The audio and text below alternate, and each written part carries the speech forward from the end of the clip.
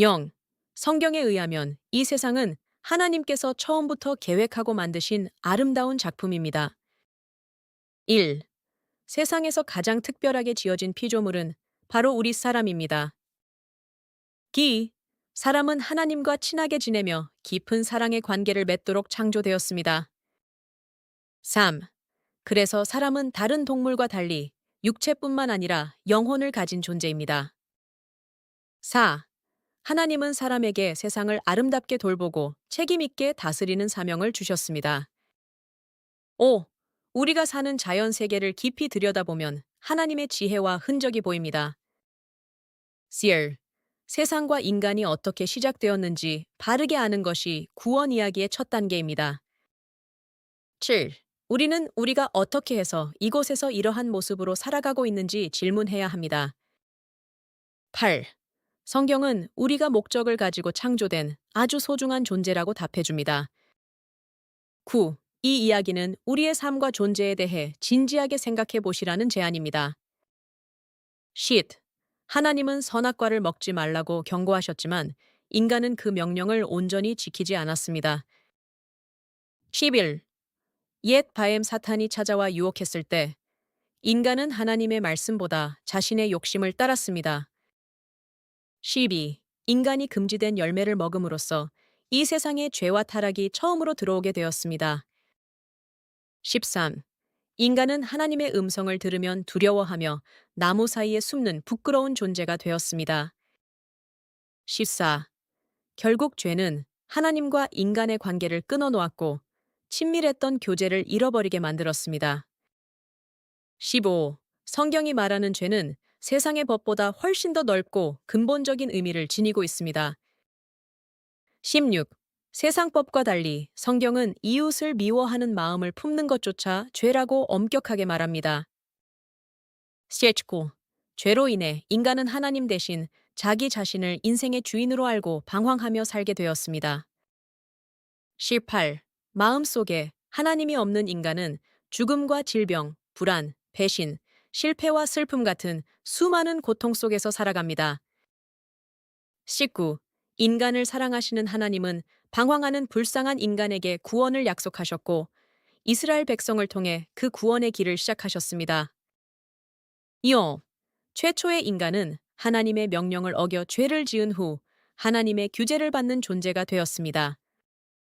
21. 하나님은 율법이라는 기준을 통해 무엇이 옳고 그른지 분명하게 알려주셨습니다. 22. 율법은 인간이 해야 할 일과 해서는 안 될 일을 알려주는 표지판입니다. 23. 율법은 우리가 하나님 앞에서 얼마나 부족한 존재인지 깨닫게 하는 거울입니다. 24. 율법의 또 다른 기능은 인간의 힘으로는 하나님의 수준에 맞는 올바른 삶에 결코 도달할 수 없다는 것을 알려줍니다. 베노베. 또 다른 기준인 양심은 우리가 잘못된 길로 갈 때 마음을 찌르는 내면의 경고등입니다. 26. 율법과 양심은 우리가 하나님의 도움과 구원이 필요한 죄인임을 깨닫도록 도와줍니다. 27. 하나님은 겉모습뿐만 아니라 우리의 마음 중심까지 깊이 들여다보십니다. 28. 그래서 성경은 모든 인간이 하나님의 거룩한 수준에 도저히 도달할 수 없는 죄인이라고 하는 것입니다. 2로 19. 하나님이 인간에게 원하시는 바는 창조주 하나님을 인정하고 사랑하며 이웃을 사랑하는 것입니다. 30. 하나님을 모르는 사람들은 종교와 도덕, 선행을 통해 마음의 불안을 해결하려고 노력합니다. 31. 그러나 이러한 노력은 잠시 마음을 편하게 할 뿐 영혼의 허무함을 채우지 못합니다. 32. 인간이 겪는 죄와 공허함의 진짜 원인은 인간 마음에 하나님이 계시지 않기 때문입니다. 33. 사람들은 마음의 허무함을 채우기 위해 돈, 성공, 명예를 가장 소중하게 여기며 그것으로 채우려 합니다. 34. 성경은 인간의 노력과 물질적인 세상의 방법으로는 인생 문제를 결코 해결할 수 없다고 말합니다. 35. 인간은 자신의 힘으로 질병과 실패를 비롯한 인생의 아픈 문제를 해결할 수 없습니다. 3. 결국 죽음이라는 피할 수 없는 현실을 맞이하면서 인간은 깊은 절망에 빠지게 됩니다. 37. 자기 힘을 내려놓고 애통하는 마음으로 도움을 부르짖을 때 하나님은 절망에서 벗어날 구원의 길을 보여주십니다. 38. 우리가 기억할 점은 인생의 수많은 고통이 하나님을 떠난 것에서 시작되었다는 사실입니다. 39. 인생의 유일하고 참된 해결책은 하나님을 다시 우리 마음의 주인으로 다시 모시는 것입니다. 40. 하나님은 죄가 들어온 바로 그 자리에 구원자를 보내시겠다는 첫 복음을 약속하셨습니다. 41. 구원은 인간의 아이디어가 아니라 하나님이 처음부터 준비하신 놀라운 계획입니다. 42. 하나님이 세우신 구원 계획의 중심에는 바로 약속된 구원자 메시아 예수 그리스도가 서 계십니다. 43. 하나님이 다시 우리 마음의 주인이 되시려면 우리 인간의 죄 문제가 먼저 해결되어야 합니다. 44. 하나님은 죄를 씻는 방법을 미리 보여주시려고 이스라엘에게 속죄 제사를 가르치셨습니다. 45. 하나님은 아브라함에게 모든 민족이 너를 통해 복을 받을 것이라 약속하셨습니다. 46. 선지자들은 처녀의 몸에서 태어나 평강의 왕으로 오실 메시아를 예언했습니다. 47. 이 약속들은 인간의 실패 속에서도 결코 멈추지 않는 하나님의 구원 계획을 보여줍니다. 48. 예수 그리스도를 믿을 때 성령님께서 우리 마음에 오셔서 하나님의 뜻을 깨닫게 하십니다. 49. 구약 성경 전체는 창조와 타락 이후 장차 오셔서 우리 죄를 해결하실 구원자 예수 그리스도를 간절히 기다리는 이스라엘 사람들의 역사입니다. 55. 구약 성경의 피의 제사는 옛날 의식이 아니라 죄와 용서의 원리를 보여주는 그림입니다. 50을 하나님은 생명이 피에 있으며 피만이 죄를 씻어줄 수 있다고 말씀하셨습니다. 52. 하나님은 죄의 대가가 반드시 죽음이라는 사실을 동물 제사를 통해 이스라엘에게 먼저 가르치셨습니다. 53. 이스라엘 백성은 자신의 죄를 가리기 위해 자신을 대신하는 동물의 피를 제단에 뿌렸습니다. 54. 동물의 피는 불완전한 그림일 뿐 인간의 죄를 완전히 없애지는 못했습니다. 55. 이 임시 동물 제사가 장차 오실 완전한 구원자를 보여주는 그림자라고 말합니다. 56. 선지자들은 구원자가 우리의 허물 때문에 찔림을 당하고 징계를 받으실 것이라 예언했습니다. 57. 우리는 각기 제 길로 갔지만 하나님은 우리의 죄악을 그에게 담당시키셨습니다. 58. 이 말씀들은 장차 누군가가 우리의 죄를 대신 짊어지고 고통당하실 것을 보여줍니다. 59. 그리고 하나님은 예수님을 이 땅에 보내시고 십자가에서 피 흘려 죽게 하심으로 영원한 대속의 계획을 완성하셨습니다. 60. 성경은 하나님이 이 세상 만물과 인간을 창조하신 주인이라고 선포하며 우리는 이 말씀을 믿어야 합니다. 61.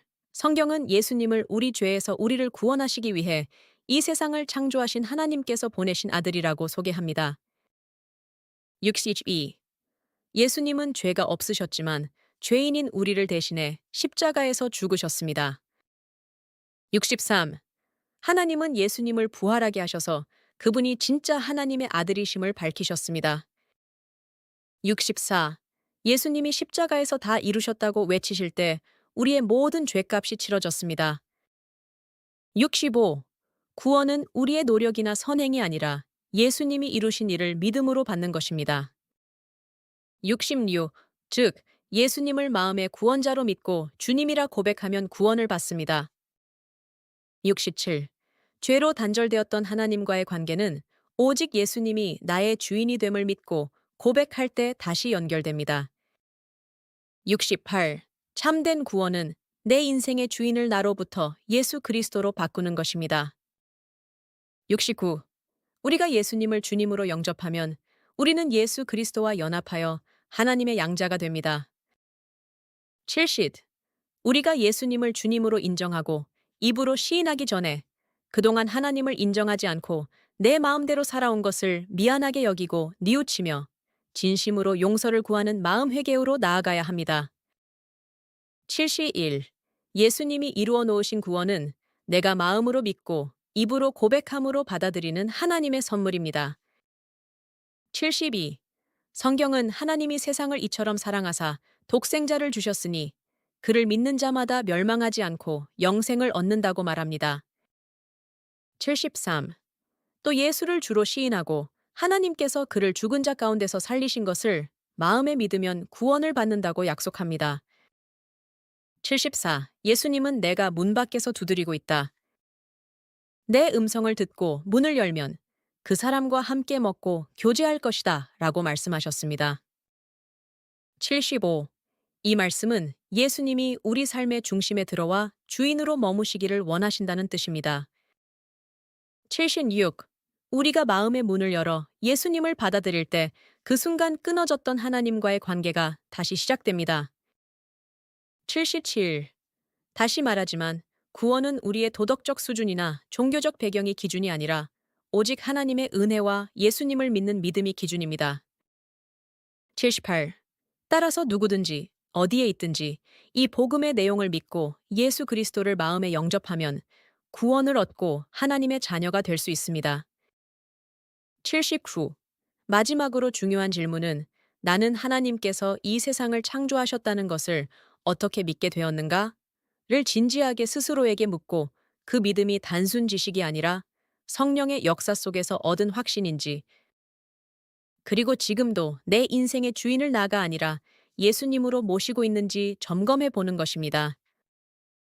80. 구원받은 이후 찾아오는 즉각적인 변화로는 지금 이 순간부터 우리의 신분과 삶이 완전히 달라집니다. 81.